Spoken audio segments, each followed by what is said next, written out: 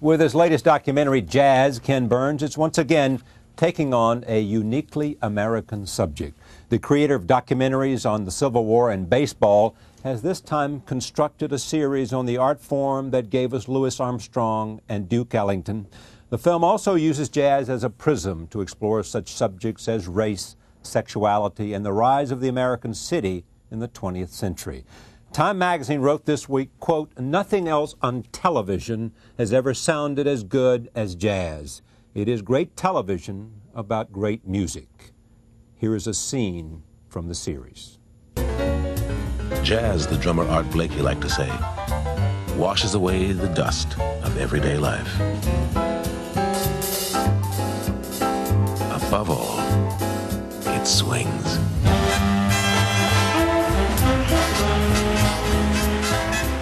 Jazz premieres on PBS stations January 8th. The 10 episodes will air throughout the month.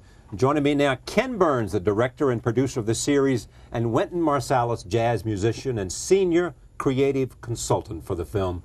I'm pleased to have both of them here. Congratulations. Thank you. This is unbelievable. And you too. I mean, this is a story that you must have dreamed would be told. Definitely. Dreamed. Growing Definitely. up, I mean. Well, much later. Yeah, Not so much later. when I grew up, because I didn't know the history of it either, but later, after, when I was in my 20s, yeah, definitely. What is it, notwithstanding that you played a part, but what is it that you think makes this? What is it that we get from this that you think is important to tell? I think the sense of the people that made the music are unencumbered by the cliches that have always attended the discussion of their achievements. And really the pacing of it, so much went into making it. He had a whole army of people up in Walpole. I mean, it was unbelievable to go into the house, you know. And also, you get to hear the musicians play. Yeah, you do. You get to hear them. You get to hear Charlie Parker play. You get to hear Monk. You get to hear Louis Armstrong. You get to. What is amazing for me is that it is a continuum, and there were relationships. And you double back sometimes. We'll introduce a character, and then later we'll find more about how she knew what the relationships were, how these people played together, how one built on what the other had done, how one decided to go in a whole different direction. But they knew each other. This is a community of people over a period of time, knew and learned from each other. Absolutely. I mean, we have a situation here where when you try to describe music, it's almost impossible. It's like trying to get the soap in the bathtub. And I think telling a narrative story, being wedded to finding out about human beings, means you're obligated to a very complex narrative which plants a seed in episode 2 about Artie Shaw that's not going to really pay dividends until episode 5, when Artie Shaw is struggling with his own success and the commercialization of swing. But you understand that as he goes through his early biography, he's going and hearing Louis Armstrong at the Savoy in Chicago and hearing him play West End blues, and that's going to change the way Artie Shaw is. Artie Shaw at one point in our film says that I had a choice. He said, I wasn't happy with my life. I had a choice between getting a machine gun or getting an instrument, and he got an instrument. Wow. And that's the sort of story you want to tell, the kind of connection that you want to forge with it. Some are describing this as Ken Burns' American trilogy, Civil War, baseball, and jazz. It is, and I wish I could say I planned it from the beginning. I did the Civil War. It's the defining moment in American history. As I was working on baseball, I realized that I was working on the sequel to baseball, which sort of surprised me. That the Civil War defined us. We tend to see our history as a political military narrative, you know, wars and generals and presidents, and that's it. And we forget that so much of who we are comes from other things that are going to ooze out of things like baseball, you know, race, the nature of heroes, popular culture and advertising, great cities, you know, all the wonderful things that baseball carries along in its wake. Two things happened while I was working on baseball that convinced me that it wasn't this moment and a sequel. I gave a speech about the Civil War, and Wynton was sitting in the front row, and after it was done, it's like 91, just after the Civil War came out, he said, you know, you should do something about jazz. And I kind of went, yeah. This was 91? 91. You should do something about jazz. And I'd been using jazz music. I didn't know much about it. I'm a child of rock and roll and R&B. And I worked in a record store for 4 years, and I knew all this stuff, but it wasn't my music. But I was beginning to use jazz more and more as the soundtrack to all these American subjects. It was working. It is our soundtrack. So he says that thing. Then we do an interview with Gerald Early in baseball. This unbelievable thing, he says, that works its way into the introduction of baseball. He said that when they study our American civilization 2,000 years from now, we Americans will be known for only three things: the Constitution, baseball, and jazz music. And I'm going, he's saying that the genius of this country is in improvisation. Constitution's 4 pieces of paper, that's it.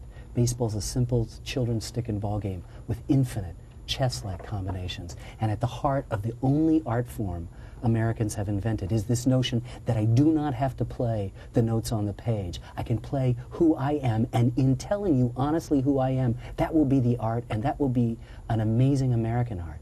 And when you realize that the themes that I've been interested in, particularly race, are all brought along. Because the great, wonderful poetic justice of jazz is that the only art form Americans have invented that will commend us down through the years to posterity in the best light is a music born primarily in a community that has the historical memory of being unfree in a supposedly free land. You know, as Wynton says in the film, it's the story of Cinderella. The person that you keep out of the ball, keeps away, is going to end up being the belle of the ball. And that what jazz affords us is an opportunity to touch not only the soul of our country, but what we might become when we live out, as Dr. King said, the true meaning of our creed. So it was a trilogy that insinuated itself and said, you have to do it. And so by '94, when I was finishing baseball, where jazz music made those central episodes of the 20s, the 30s, the 40s, the 50s come alive, the trilogy was in place. As you make these films, what's changing other than the subject? I mean, you're older, you're more experienced, but does anything change? You're telling stories about something that is uniquely American through the visual elements that are possible and through the voices that are available. I give up. You found out my secret. That's it. I've been making the same film over and over again. I've been asking this deceptively simple question, who are we? You know, somebody asked me, what are you working on now today? And I said, I'm working on Mark Twain. And I thought, you know, well, jazz is about the nature of America, the nature of American creativity and race, among many other things. Would you agree? Yes, of course. Well, Mark Twain is about the nature of America, the nature of American creativity, and about race, among many, many other things. So in some ways, it's the same field we're plowing, but each story affords a different perspective. It's like spokes on a wheel. You want to get into whatever that nub is of information, and you can go at it different ways. Just like, you know, art's not the only way in. We invent religion, we have science. We've chosen within art that there's this documentary film style that you can sort of pursue these questions, these American questions. We're going to see in a minute Louis Armstrong. The 2 greatest jazz artists from America are Louis Armstrong and Duke Ellington. No, yes, it's debatable, it doesn't matter. It doesn't really matter, but they're great. I mean, they're at the top of the food chain. You're not going to go no higher than them. Yeah. Nobody's above them. Nobody's above them. Yeah, nobody's above them. Somebody may be with them, but nobody's above them. Right. Having said that, from your own brain, tell me about Louis Armstrong. Tell me about Pops. Just an original, a man of a deep spiritual feeling, the highest level of musical intelligence. He grew up around a lot of great trumpet players, and he played a lot better than all of them. He played what they wanted to play. And he never lost, he understood that the value of humility. He knew he was a genius, but he understood the value of humility in terms of always learning and taking things in. He took in a lot of love, he gave out a lot of love. And just an unbelievable presence. And everybody imitated him at one point. Singers, instrumentalists. He just represented something so great. McCoy Tyner once told me, man, Louis Armstrong was a king. That's what I So, meant. you know, that's what he said. And if he said it. He said, you figure McCoy was playing with Coltrane. They were playing modal music, and it's supposed to be so ultra-modern. He said when Louis Armstrong came to see them in Chicago, that they were so nervous they almost couldn't play. So then between the sets, he and Elvin and everybody greeted Pops, Louis Armstrong and Pops said, yeah, you boys got good tones. He said it made us feel so good, you know, whether he liked our music or not. See, that tells a story that I love so much. He's coming to see Coltrane, and they all know, so many of this story is connected. Right. And if you do a thematic approach, then you have to separate jazz and segregate it into everybody's style. And you can't figure out how Charlie Parker is connected to Louis Armstrong. But when you tell an American story, then you know exactly how Charlie Parker is connected to Armstrong. Roll tape, a scene from episode 4, The True Welcome, about the influence of Louis Armstrong. He was the first to refer to a musician's skills as his chops. The first to call people cats. When he couldn't remember someone's name, he'd call them Gate or Pops. Pops would become the fond nickname his friends around the world called him. How does jazz mirror the African-American experience? Well, in many ways. First, the organization of the ensemble. The people all improvising off of a bass, which is something that's African in origin. Then in the ability to take a thing that's a standard and change it. The best example today would be something like basketball. And what Naismith invented is not what Michael Jordan and them were doing. They took the fundamentals and they changed it and improvised it and made it much better through showing how you could use your skill and your personality and your originality to inside of the boundaries that are set to expand the limits and the possibilities. So you look at it and say, like the skyscraper. You knew that we could build buildings, but you didn't know they could go up 50 stories. So you say, oh man, is that what's possible? Charlie Parker, as a musician, when you hear him play the saxophone, and people could play the saxophone, but not like they that. Never could just that fast, that quick, that many That's what it was. It was so ideas. fast and so quick and so to a different. It's just the Afro-American people had to adapt to the circumstances in America, and also the element of competition. When you have someone telling you all the time you can't and making it so that you can't compete, and you have an arena that you can compete in, and that arena is music. Whereas you could have been the greatest in baseball, but you weren't going to play with the whites. Or in business, or in any of the other fields. If you're a doctor, you're going to be a black doctor. But in music, that wax. And all of these things that existed. Somebody playing on the radio, you couldn't segregate the airwaves.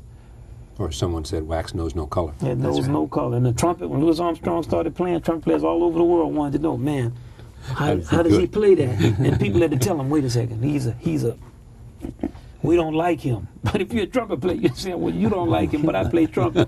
I like him. Whereas in business, you know, you wouldn't see him. So he says in 1991, jazz. Why does it take until 2001 for this to appear on the air? Well, it's taken 6 years to make the thing, and I was 6 in years to make this? the middle of baseball, or the beginning of baseball when we met, and it wasn't really till I was most of the way through baseball that I actually knew. I mean, the head decides, but it's not until the heart decides that you're actually going to commit 6 years to doing something like this. And it was coming to the end of baseball and realizing that I could not do it. I mean, people say, how do you choose your topics? I said, they choose me. I mean, this music came up and just said, you have to know about it. And it's better for me if it's a process of discovery. If I tell you what I know, it's going to operate at one level. If I share with you what I've discovered, and I meet new friends, and I make new friends, and I talk to all these people, and work with somebody like Jeff Ward, who's been, so unbelievable, the great writer of this, then there's a possibility that the 6 years, by the time it comes out, is really about something. But when this is a no-brainer, isn't it, to do jazz? I mean, because you've got music, you've got great stories. What could be a possible reservation about taking this journey? No reservation. You just didn't know that it would take 6 years? Except that, no, I knew exactly it would take 6 years. In fact, I predicted, almost to the day when we would put the thing out. But it's having the courage, this is a huge undertaking to take what is essentially 1,000 hours of stuff that we collected and trying to winnow it down and tell the stories in 10 episodes across 150, 200 years of American history. I don't want to flatter you, but it is amazing that this young white filmmaker who had no great grounding in jazz could come up with something that most people that I had help. know love. I know you did. But that's something, doesn't it? It's not amazing. His race is not what makes it amazing. This is 2000. It would have been amazing in 1870. Well, they didn't have to do it. It would have been amazing in 1930, but I mean, he's a great filmmaker. He knows how. I don't mean about race as much as about experience with jazz. You know. Well, he's very diligent. He got everybody in arms. I mean, this is like a serious undertaking. He's so serious and diligent, and works. He burns the midnight oil, and he's very serious. And this is a point that I always make, even though it seems like it's so simple that it's almost a put down. But the desire to do the amount of work with integrity, to get people of different viewpoints. He has people in the film, like he has people that don't get along with each other, different viewpoints being presented. He's balancing a lot of information. He has his vision that he's adhering to. And what it takes to weave all of these things together and create something like this is really an unbelievable feat of balance and an unbelievable amount of work. And you know, that's what he's known for doing that. So I knew when he said he would do it, that it would be the greatest thing ever done on jazz. There was never any doubt. When I decided to do it, the first thing I did is I went to Wynton. Is that and I said, first call is? First call. It had to be because he. Well, I went over to his apartment and I just said, I want to do something on jazz. He said, I'll do whatever you want. And I said, I'd like it very much if you could like submit to an interview. It won't take too long. He said, I'll do whatever you want. I said, and maybe you could be in a consult. He said, you're not listening to me. I'll do whatever you want. And I have to tell you that was the best trip I made because, as you know, Wynton suffuses this series and brings to it. I mean, talk about integrity and diligence. That's, you know, you can pick that up from this man. But there were a lot of people involved, you know. Like I said, we went up to New Hampshire. It was a whole house of people working day and night. Everybody's like a huge enterprise, and they're working for years on this. Yeah. And his ability to, how he fixes it. One thing is done a certain way, and they say, oh, we don't know about this. You come back and you see it. It's a totally different thing. The decisions that he makes are such great understanding of form, the form that he's dealing with. Let me see a clip and I'll come back. This is a look at Louis Armstrong singing as seen in episode 4, The True Welcome. Here it is. Is anyone finer in the state of Carolina? If there is, then you know, show to me. Dinah, the Dixie blazing, we love the city gazing to the eyes of Dinah Lee. Baby, every night, one eye, shake with fight on, cause my dynamite, change your mind, In the history of music, a line that you and Jeffrey Ward insisted to be on there. I looked at this. I remember Jeffrey showed this to me, and he said, I want to show you some stuff. And it's like in the early days, I have to sort of stay distanced from stuff. I have to just collect this material with a kind of dispassion. You want to go, Someone said, look at this great photograph I found. Yeah, that's nice. Listen to this great song, And it's not until you work with it later does it become yours, and I will now, you know, step in front of a car to protect that thing. But then it was like, and Jeff said, I think you want to see this. And we looked at this piece of music, and the hair on the back of my neck stood up. I went right to the screen and went up to it. Louis Armstrong's changed my life, not just as a filmmaker, but as a person. You are looking at the epitome of modernists. Nobody can sing like that now. This is a man on the level of the Wright brothers, Freud, Einstein, Picasso, Stravinsky. He is rearranging the molecules of jazz and American music in that moment, and nothing will be the same afterward. I think it may be, you know, with the Zapruder film and the Hindenburg blowing up, like some of the greatest frames of film footage in all of American history. I've seen it 500 times, and it never fails to make me feel better about being alive. Because it was a perfect moment of using... This man, and Wynton can tell you better, this man single-handedly just about transformed jazz from an ensemble music into a soloist art, inventing, for lack of a better word, what the critic Gary Giddens called modern time, or what we call swing. In fact, the early days of swing, they didn't call it swing, they called it orchestrated Armstrong. Duke Ellington heard him. He said, I want Louis Armstrong playing on every instrument. And then he went and changed the way people sang, before and ahead of the note, with this joyous invention that does, my own mortality, I've said this a few times, is anxiety about mortality, is tempered by the idea that someday I'm going to get to hear Louis Armstrong, if I'm good, get to hear Louis Armstrong blow Gabriel out of the clouds, and that will make it all worthwhile. I cannot say enough about what Louis Armstrong does for me, but also what I think he's done for all of us. Where'd you find that footage? It's around. It's been around. Wynton's known it for years, and has the same impact on you?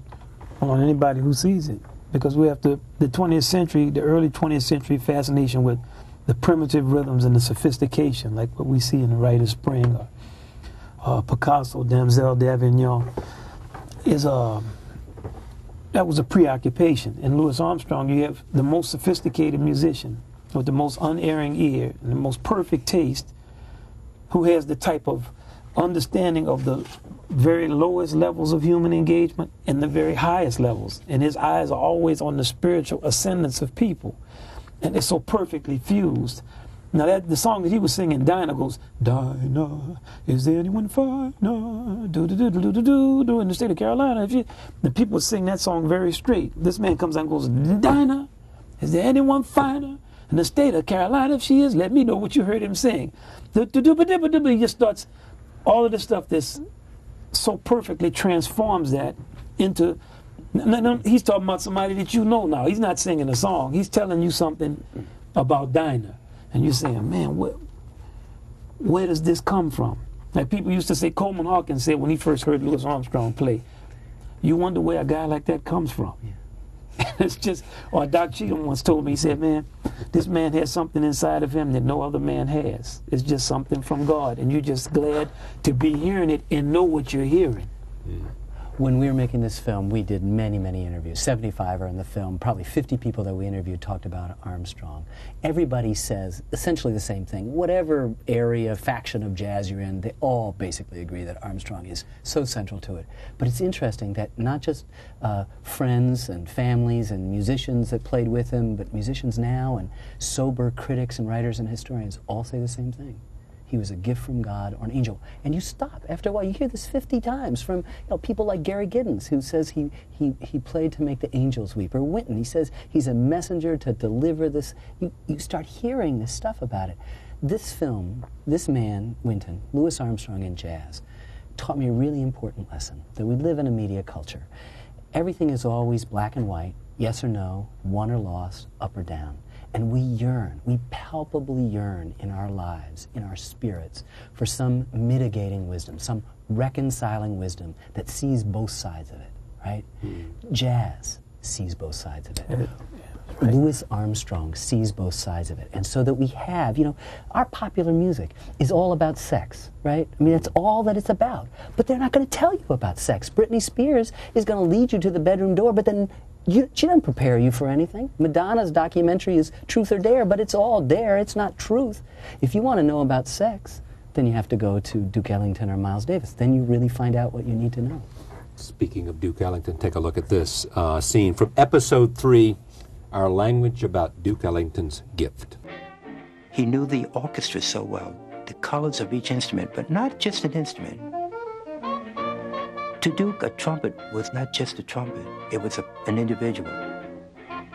A saxophone was not just an instrument, but it was a person. Tell me about Duke. Those voices that you just heard the saxophones play. A tireless worker, and just so comprehensive in his art, created original things with under blistering criticism for many years. Ignorance, especially his later years, just ignorance, and he had but always ascendant and never allowing himself to be condescended up to. He was always, I'm Duke Ellington, and he worked on the music. He did what it took to keep that orchestra going. Unbelievable psychologist, unbelievable musician, just a lover of the boudoir song. And like all of the jazz musicians, they all have that combination of soul and intelligence and a deep feeling for this country and a deep feeling for people and a deeper spiritual understanding of the nature of things in the real sense, not allowing the convention of their upbringing or of the society to make them blind to what they could open their eyes and see so plainly and clearly. And since I grew up around jazz musicians, that's what I always knew. I didn't actually like their music, but what I liked was the feeling that came out of these people. And Duke Ellington represented the very highest levels of thought. And when you study his music or you look at his scores, they're so clearly written. I'll never forget when I first went to the Smithsonian and actually looked at how much music he wrote. Because a lot of times you think that your band got together and they just had, he wrote out a melody and they started playing harmonies. I don't know what these crazy things we would think. Man, when I saw how much work this man had done on his music, And just the volume of it, draw after draw after draw after draw of music written in this same very clear, concise hand. He was just an unbelievable believer in our music, in his music, in blues, and in the individual's ability to express themselves. First, the individual soloistic way, like in Louis Armstrong style, but also the other part is in an ensemble sense. Because Louis Armstrong, many times we say he was the soloist. Okay, he was a great soloist. But one of his greatest early achievements was playing inside of the ensemble with King Oliver, playing second cornet, which is a support role. And he supported King Oliver with such unbelievable ability and clarity that he was not only a great soloist, he was a phenomenal ensemble player. So Duke Ellington, he and Louis Armstrong together give us both things that are the mandates of a democratic citizen: your rights and your responsibilities. Yeah. That's exactly right. The tension between the individual and the collective, and both men negotiated it perfectly. Perfectly. When you put this together, do you end with Ellington essentially? We have a shot. Ellington is actually the last shot of the film, but essentially our narrative goes up to 1974 when Duke Ellington died, and then we unhitch the narrative, and our last 40 minutes of the film is a kind of impressionistic celebration of the last 25 years of jazz, something I did quite consciously from the very beginning, because I'm in the business of history, and history is about stories that are over. And the current contemporary scene, what's been going on for the last 25 years, are stories that are still ongoing. And so I can't presume to tell the present what it's about yet, because we lack that historical distance, that historical perspective. So what we found was that the death of Armstrong, the death of Ellington, and then in 1975, Miles Davis saying himself that jazz was dead, the music of the museum, and we take that nadir to then stop and bring us back joyously to the present, where it is not dead, as he says, we are still alive and swinging, and celebrate the diversity. But that's really for us about as comfortable as we can get to the present with our kind of dominant, controlling narrative that we've developed since the get-go, episode 1. All right, let me talk about swing, because in the early you get into this notion of the popularity of swing and how that happened. Roll tape. This is from episode 5, Swing, Pure Pleasure. Swing rescued the recording industry. In 1932, just 10 million records had been sold in the United States. By 1939, that number would grow to 50 million. Let me talk about some names, too. We've mentioned some of them here. Charlie Parker. I think he's the most influential revolutionary, with the exception of Armstrong, in the history of jazz music. Compositionally, it's Ellington, and it's Mingus, and it's Thelonious Monk, to my opinion. But I think when you talk about somebody who just upended the music, rearranged molecules, and was such a complex and interesting human being, it's not just the music, and this man could play, as Wynton said. You just hear it, and you stop and you listen. But his story of his life is so compelling and so fascinating and so light and so dark and so American that how could you not be drawn irresistibly to it, like a moth to a flame? I mean, Parker is something else. Man, Charlie Parker, just the speed of thought. He changed things. It's not just that he changed them, he changed them for the better. The speed of his thinking. You can't believe a man can think that fast and execute something so perfectly. Like the great John Lewis told me. He said, man, you couldn't throw out a note. John Lewis said he would go to this great pianist who's a music director of the Modern Jazz Quartet for many years, said he would go to a club and he would be trying to get out the door and Charlie Parker would start playing. He'd just have to stand there all night and just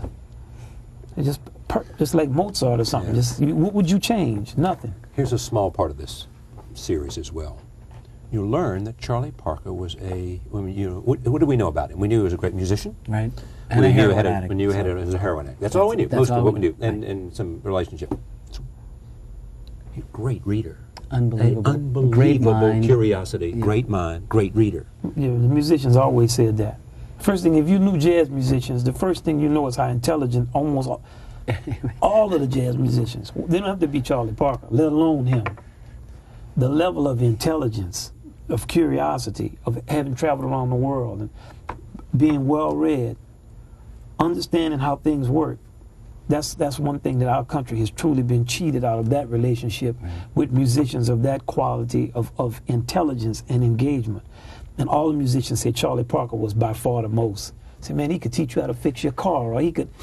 You'd be talking to him, be talking to some guy about the trap is that when you say improvisation and spontaneous, they think that you're dealing with sort of a natural talent. That Parker's is just this big bear of a guy who's going to pick up this thing and blow. This is what the beat generation sort of misread about bebop, when in fact you're looking at the speed of thought. You cannot believe that somebody can go that fast and play that stuff and not have and have it be so logical. Monk. When you study their souls and you understand that just the logic of it, the way it's constructed, so mathematically perfect, and there's so many, it's like a labyrinth of, it's really unbelievable, the spiritual connection. Like Dizzy Gillespie one time told me, he said, man, Charlie Parker, those are some deep notes he played. Is that what he said? Those are some deep notes he played. They came from somewhere else. Like the depth of a note. It's almost like the voice of a person. Like you hear King's voice. He's using words we all use. But the depth of the voice, the depth of engagement with your condition. With your condition, not just his. He's talking to you and you feeling, yeah, man, Charlie Parker. That's what he added to that legacy. In the Civil War series, at the end of the first inauguration, Abraham Lincoln turns to everybody. He says, "We must not be enemies, we must be friends. Though passion may have strained, it must not break our bonds of affection." Then he says this unbelievably poetic line for a president. He says, "The mystic chords of memory, stretching from every battlefield and patriot grave." But it's C-H-O-R-D-S. There is a kind of music of the spirit in this country that Lincoln had, that King had, that Armstrong had, that Ellington had, that Parker had, that so many, that this man has, that we are all better. We're vibrating that much finer. I mean, we're talking about the transforming of coarse materials into fine materials. That's what jazz music does. Miles Davis. Very complicated thing. I know. But I think that the show, a lot of things were revealed about Miles, where he grew up, what his father did to get him off of drugs. I mean, a lot of things, even though I was very familiar with his story and knew him and talked to him many times, sometimes on more friendly terms than others, but some of the things that I saw here was, maybe I'd heard the story, but seeing the images gave me a much clearer understanding. But of where he was coming from? Where he was coming from and what he went through.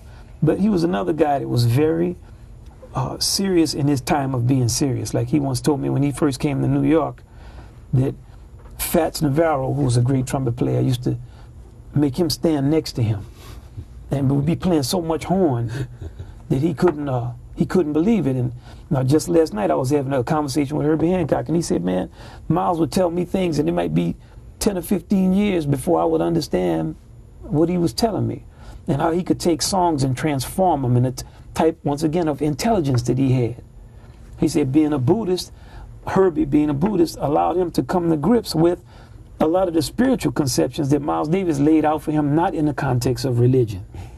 So these are men with a very deep thought and original sounds. And Miles Davis put the mute in or play one of those ballads, and just the sound is so enveloping and warm and mystic. Speaking of mystic chords, a sound with a memory that comes from a long time ago, but it's very modern also.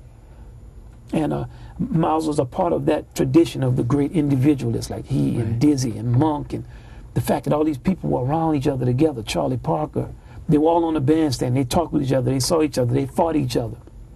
But they loved that music. Like Dizzy said, man, we played this music day and night. You want to know why we sounded good? That's why we be playing right now. The thing that goes along with this reconciling force is the thing that I've taken away, and particularly from Davis, I think, and also Coltrane, is a sense of honesty. I mean, these are people who are willing to put themselves up into a moment which the rest of us have no understanding of, this idea of creating on the spot. And what they have to bring is themselves, however they find themselves at that moment. And what's so great about Miles is that he's able to take all of the demons, all of the advantages, all of the musical deficits. It wasn't, he couldn't play as fast with the same sort of technical virtuosity and speed of a Gillespie or a Parker. At first. But he made the notes count. So he dealt with that. He dealt with it, and he brought Miles, and Miles seems to be a whole bunch of stuff that we can respond to sexually, we can respond to emotionally, we can respond to physically, we can respond to just technically. I mean, there's moments in his music that no one has ever played better than he has played. Definitely. And the jazz is such a rich field that once he realized that he was not going to play fast like Dizzy when he was 19, 20, 21, there's Lester Young, there's Billie Holiday. There's other people with another concept, and Miles was also a student of the history of jazz. So instead of getting tied into being a modernist, he went back to styles that featured a quarter note, a more basic unit. He started to construct his style like an old-time trumpet player, but he could still play the things that came from Dizzy Gillespie. And he was curious about a lot of different kinds of music. So, you know, we're dealing with figures and people who it's just such richness and difference of experiences that they teach you how to respect the differences in people. Right. Like you stand in front of an elementary school class to teach that class. If you know about Miles Davis, John Coltrane, Charlie Parker, Thelonious Monk, all these great individuals exist. When you look at each and every one of those students, you don't have, you go from a standard model of behavior to accepting the individuality of each one of these individuals. Okay, this one doesn't like to talk long. This one is shy. This one is very flamboyant. And this one is, and you learn to love and respect the full range of what's available. We've been talking about this throughout this conversation. If you look at the great jazz artists, I want to come to Billie Holiday and some of the vocalists in a moment, but if you look at the great jazz artists, what do they share with the great people of baseball and the great people of the Civil War? Those that rose above standards to do and produce something that was, in the eyes of everybody, extraordinary. Well, I think that we can first quickly try to avoid cliches. They're not all black, they're not all white, they're not all rich, they're not all poor, they're not all from the north, they're not all from the south. They're not all men, they're not all women. So that we suddenly have a sort of an American portrait. And what we have are people who are in their being reconciling the things that most of us spend our time either in one thing or another. Oh, I don't like this, I do like this. They have come to see both sides and be able to speak it. Lincoln's genius is that they teach, as Shelby Foote told me, the Gettysburg Address in the schools in Mississippi when he's growing up. Now, the Gettysburg Address says that if his people succeeded in what his people wanted to do, it would be bad for humanity. And yet he's taught the sort of reconciling force, the poetry of this stuff. We have in the examples, I think it's less so in baseball because it is a sport, but we have the opportunity to see human bodies in motion, human physical athletic skills doing it, and then in the course of the narrative of baseball, some extraordinary individuals rising up, the complexity of a Ty Cobb or a Babe Ruth, particularly a Jackie Robinson or a Curt Flood, people that you're drawn to immediately because their stories, they know somewhere that 1 and 1 equals 3. 1 plus 1 plus 1 equals 3. Yeah. Also, they don't mind practicing. I'll tell you that first. They don't mind practicing. My father told me one time, son, you want to be different from everybody else, do something they don't want to do. Yeah, you've lived that. You've really lived that. Work hard. Yeah, they practice 3 hours, you practice 6. Now, you'll do it for a week, but let me see you come to me after 10 years of doing it. Then you'll know something that anyone who has not done that does not know. Charlie Parker was known to be a practicer. Duke Ellington, man, you know, how did he find the time just physically write all that music down if it was sad? It takes forever. Guess who else? Tiger Woods. Everybody. You know, I think about him all the time. He practiced today. Yeah. Walter Johnson going out and pinching, 1,000 balls. We got a few minutes left for this hour. Billie Holiday. know, I listen to her all the time. You know, whenever you say Billie Holiday, I think of Solitude, Duke Ellington's tune, which is her sort of masterpiece, and the kind of ability to take, it's the same thing, the ability to take just exactly who you are and understand the way, and this is an utterly American invention. It's an art, and so we've shared it with the world. So Wynton's right, it's all over the world, but this is what we suggested in the course of human events that could be done. People could govern themselves, those 4 pieces of paper, the Constitution, that people could improvise a music, and that could be an art, that you could bring yourself the limitations of a vocal range, not as great as, say, Sarah Vaughan's or Ella Fitzgerald, but she could put into that Billie Holiday. And it turns out that what this American thing is, when Wynton says, when he's looking at these kids, and he has to love them. He has to love every single one of them, the loud one, the obnoxious one, the quiet one, all of that, that this is our story. This is what we've said to humankind. This is what will distinguish us from all over, is that every individual matters, and that every individual can make art out of themselves if they are honest and true and willing to take the incredibly courageous stand of not just being the one thing or the other, but have that mitigating wisdom to see both. Then we're running on all cylinders. You want to add anything to Billie Holiday, or we? Just say that she was a very modern person, and all of that Uncle Tom, Jim Crowism, and all that struck her very hard. She had a hard life already with her social condition. She was a woman of tremendous dignity and pride, and the affronts of that system, she didn't stand for it. She was a very modern person. Why do we think of jazz and drugs so often? The tragedy of Charlie Parker is that we have missed what this man who died at 34 could have done had he not, in his personal life, ravaged his body with drugs. We can understand how creative people, perhaps more, I don't know the statistics, are susceptible to these sorts of temptations because of how difficult it is to lead that kind of creative life, the kind of edge that you have. But Charlie Parker's genius has nothing to do with heroin. Right, and to have the intelligence that he had and have to live in the system that he lived in. Now, he was used to that system, but he could see all the hypocrisy in it, and it hit him not so much for what happened to him, but for what he could see around him happening to everybody else and to the nation that he grew. There's a lot of things in his growing up, very ambiguous things that he had to always say, well, okay, what is this and what is that? And he became addicted to drugs young. But now we have the years that since he's passed, and we can safely say of all the people who got high, none of them played like him. So the moral of that is, you can get high if you want, but you're not going to play like Charlie Parker. All right, one last look. A look at jazz today from the final installment. This is episode 10, a masterpiece by midnight. There's a lot happening with the combination of jazz with R&B, jazz with Latin music, jazz with West Indian music, jazz with gospel music, jazz with hip-hop.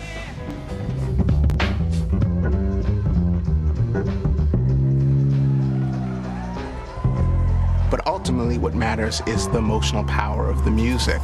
So I conclude by asking both of you the contribution of jazz to beyond itself. Well, we haven't used it for what it is yet. It's going to help us to understand who we are. And it's going to function like our mythology. And when it functions like that, its contribution will be unbelievable. I think that it is a window in which we can see clear into the center of us. I think it's a mirror that's reflected back at us where we've been, good and bad.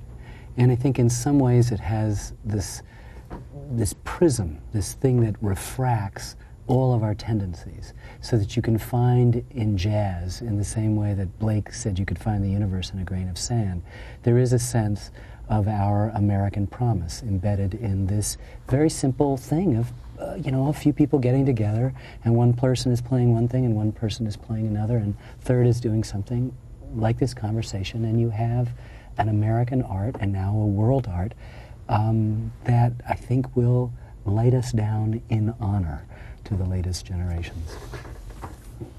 Jazz begins airing on January 8th at 9 p.m. on PBS, a 10-part series. It will air throughout the month of January. The accompanying book, which we have talked about, is called Jazz, A History of America's Music, Jeffrey C. Ward and Ken Burns. Also, there is, and I mention this because it is all part of the story of jazz, to read, to listen to. Ken Burns' Jazz, the story of America's music. But I cannot recommend, nor have most people who have looked at this more as America, as the story of genius and the story of conflict and the story of evolution of something that is so uniquely who we are and what we can become. Thank you for joining us. See you next time.